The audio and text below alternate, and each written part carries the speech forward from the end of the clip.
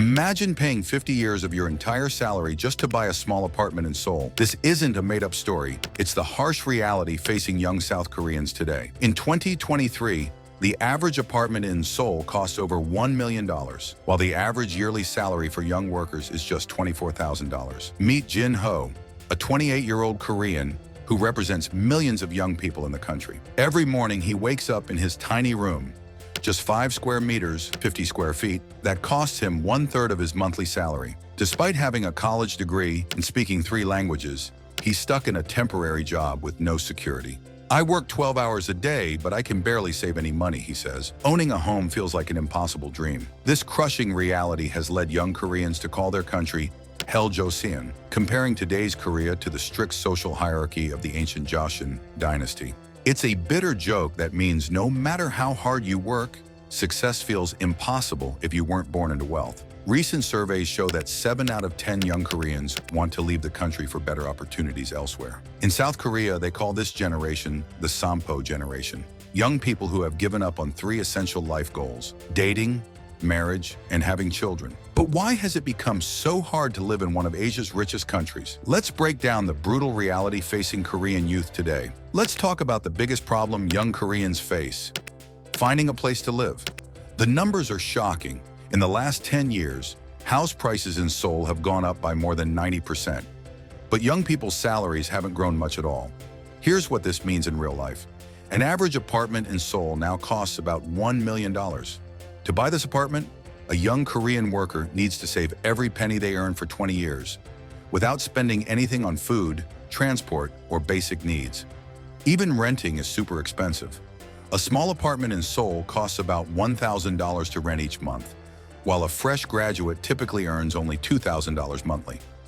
Do the math. That's half their salary just for a place to sleep. Because of these crazy prices, many young people are forced to live in goshiwons. What's a goshiwon? Picture a room smaller than a parking space, usually just 5 square meters, 50 square feet. These tiny boxes often don't even have a private bathroom or kitchen. Young people share these facilities with others on their floor. Think of it like living in a closet, but still paying $350 to $400 per month for it. More than 400,000 young Koreans live in these tiny rooms today. This housing crisis is destroying young people's dreams of having families. Kim Min-ji, a 29-year-old office worker, tells us, "I've been dating my boyfriend for 5 years, but we can't get married. We both work full-time jobs, but we still can't afford even a small apartment. How can we think about having kids when we can barely afford a place to live ourselves?" The numbers back up Minji's story.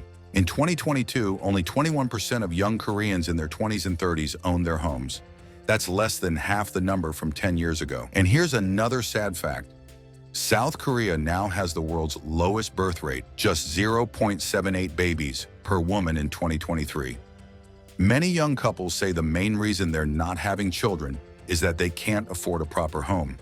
Now that we understand the housing problem, let's look at why young Koreans can't afford these expensive homes. It's all about jobs and the crazy competition to get them. Think about this. In 2023, for every good job opening at a big Korean company, more than 500 young people compete for it. That means if you're applying for a job, you're fighting against hundreds of other people who want the same position. And here's the scary part. Even getting good grades in college isn't enough anymore. Korean companies have created something called spec culture. Spec means specifications, like a computer's features. But here, it's about collecting as many qualifications as possible. Young Koreans typically need a degree from a top university, perfect English test, scores a 2nd or 3rd foreign language, special certificates in their field, volunteer experience internships at famous companies. Meet Jin-ho, who's been trying to get a full-time job for 2 years. "I have a good degree, speak English and Chinese, and have 3 different job certificates. But companies still tell me I need more experience. I've spent over $20,000 just on getting these qualifications." Even if you get a job, things aren't easy. About 40% of young workers are irregular workers. This means they don't have stable jobs. Their contracts might end after a few months or a year. They also get paid less and don't get the same benefits as regular workers. Many young people dream of working for big companies like Samsung, Hyundai, or LG, called chaebols. These companies offer good pay and job security, but they only hire a small number of people each year. If you end up working for a smaller company, you might earn only half as much money. For example, a worker at Samsung might earn $50,000 per year, while someone doing the same job at a small company might only get $25,000. The pressure is so high that many young Koreans say they start preparing for their careers when they're just 15 or 16 years old. Yet even with all this preparation, finding a good job feels like winning the lottery. Let's talk about why getting all these qualifications for jobs is so expensive. The race starts early in Korea, way before college or job hunting begins. Most Korean students spend their days like this. They go to regular school from 8 a.m. to 4 p.m., but that's just the beginning. After school, they rush to private tutoring centers called hagwons. They study there until 10 p.m. or even later. Some students study up to 16 hours a day. These hagwons are super expensive. Korean parents spend an average of $1,000 per month just on extra classes for one child. That's more than any other country in the world. In 2023, Korean families spent over $20 billion on private education. Think about that. That's more than what some small countries earn in a whole year. But the costs don't stop there. Getting into a good university is like a war in Korea. The college entrance exam is so important that on test day, planes stop flying during listening tests. Stock markets open late. Police cars give free rides to students who might be late. Parents pray at temples for good scores. Even after spending all this money on education, most students still need student loans for college. The average Korean student graduates with $20,000 in debt. But here's the crazy part. Getting a degree isn't enough anymore. Young Koreans keep paying for more certificates and degrees after college. Why? Because everyone else is doing it too. Park Min-soo, a college senior, tells us, "I'm already taking extra classes for my job search while studying for my degree. My parents have spent their life savings on my education, but I'm scared it still won't be enough to get a good job." This system creates a never-ending cycle. People spend more money on education to get better jobs. But because everyone does this, you need even more education to stand out. It's like running on a treadmill that keeps getting faster and faster. All these pressures of money, housing, jobs, and education are changing how young Koreans live their lives. The changes are so big that they're reshaping Korean society itself. Marriage? Most young Koreans say they can't even think about it. The average age for getting married has jumped to 33 years old, the highest ever in Korea's history. Many simply can't afford the costs of dating, weddings, or starting a family. Back in 1990, 9 out of 10 Koreans got married. Today, only 4 out of 10 think marriage is necessary. This has created what Koreans call the Sampo Generation. Young people giving up 3 things: dating, marriage, and having kids. The birth rate shows how serious this is.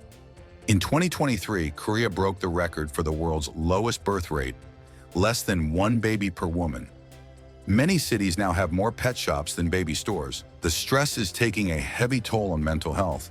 A recent survey found that 7 out of 10 young Koreans feel severely depressed. Many say they're too busy working or studying to make friends or date. PC rooms and single-person cafes are packed with young people sitting alone. Song Ji-won, a 25-year-old office worker, shares, "I spend most weekends alone in my small room. I'm too tired after work to meet friends, and dating is expensive. Sometimes I go days without talking to anyone except my coworkers. Many of my friends live the same way." The money problems young Koreans face today go beyond just finding a job. Their whole financial future looks shaky, and the numbers tell a scary story. While prices for everything keep going up, young people's salaries stay almost the same. In 2023, basic living costs in Seoul rose by 12%, but entry-level salaries only went up by 2%. A cup of coffee that cost $3 5 years ago now costs $5. Monthly grocery bills have doubled, but young workers' paychecks, they barely changed. The difference in money between young and old generations is huge. People in their 20s and 30s own only 5% of all the wealth in Korea. Meanwhile, people over 50 own 75% of all houses and savings.